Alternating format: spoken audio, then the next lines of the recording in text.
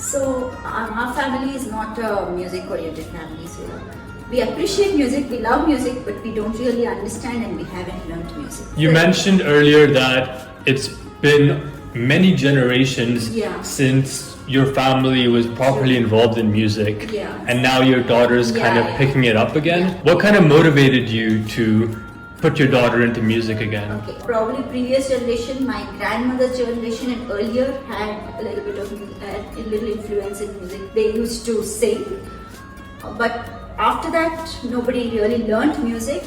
So I wanted my daughter to learn, and I knew she liked music because from the beginning as a child she used to keep making sounds, and she used to sing on her own. I mean, she just picked it up as a small 2-year-old. You can sing actually. No, I don't like the song. Not Let It Go, anything else. She has.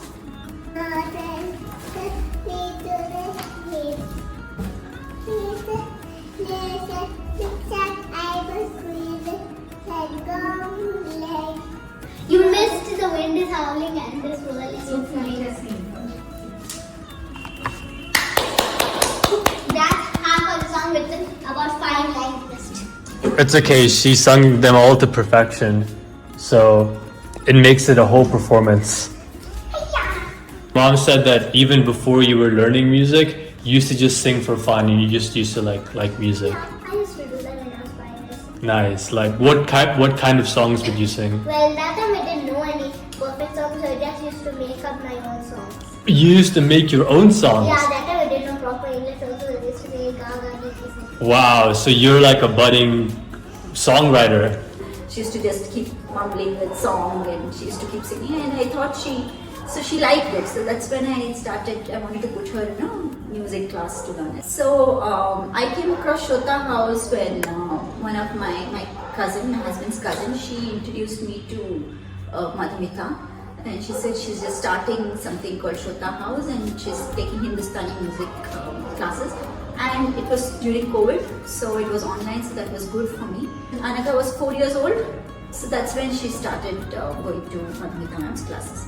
And that's when I realized there's such a lot of difference from the way I learned. When I learned, it used to be one classroom and so many kids from the age group of 4 to 15 in the same class, and everyone the teacher would say, and we used to note down in a book. And I learned for just a year, and even at the end of 1 year, I really didn't know anything in music.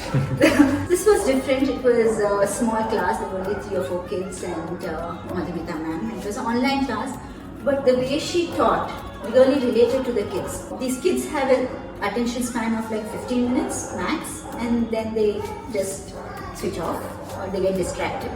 So Madhu ma'am really knew how to engage the kids very well. And somewhere we have to keep the classical music, we need to spread word about classical music. She has introduced that to the kids, and so I think that's a very nice thing that she has done. And she's an excellent teacher and excellent musician. So it was only when when Anaka started learning about rag, that I actually came to know there are different kinds of rag and what rag is and how each rag invokes an emotion. So now when I listen to some old song, I am able to kind of relate, oh, this might be some rag like this because this is the kind of an emotion I'm feeling. I'm able to understand music, I would say, a little more than what I used to understand before when I'm with Anaka. And also I started listening more to music and appreciating various genres. So that was, I think it has had a very positive impact in our family. And my younger one is also getting influenced. So when she sees the older one practicing, so she also starts. She doesn't know the exact notes, she's not able to say sa properly and a few others, ra properly, but she put in something else instead and she sings. How does it make you feel when you hear your daughter like practicing music or singing or doing anything related to music? She likes doing it, so I'm happy. Yeah, it makes me feel good. And I also sit with her so that I also sing along with her at times. I also I write it down in a book and I try to sing along. That must be really good, like family bonding time. Yes, it's a very good family bonding time. And this is her toy. We even have Marshall and his family toy. This is Marshall. We have him in his air suit. This is my keyboard. I keep the books here, which I keep in this shelf. Can I see one of the books? How often or how much do you like to play? Well, I usually play sometimes when I'm like bored and I'm bored of playing with all my toys. And my sister comes and plays whatever she was not doing, giving me a Wow. 2 young budding artists.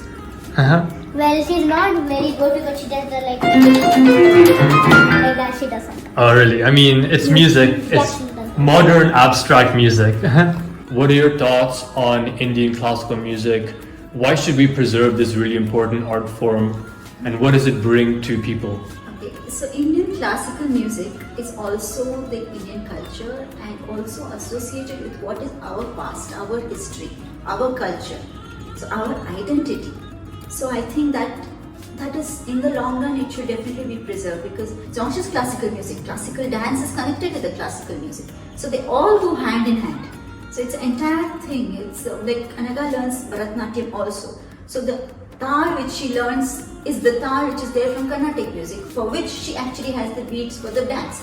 So it's all connected, and it is our culture, so we have to preserve it. ShrotaHouse, she has the way she has done it is excellent, and the idea behind the entire thing is also very good. Introducing it to the kids at an early age, introducing music, musical instrument, musicians, it kinds of brings in their creativity and their interest to learn music.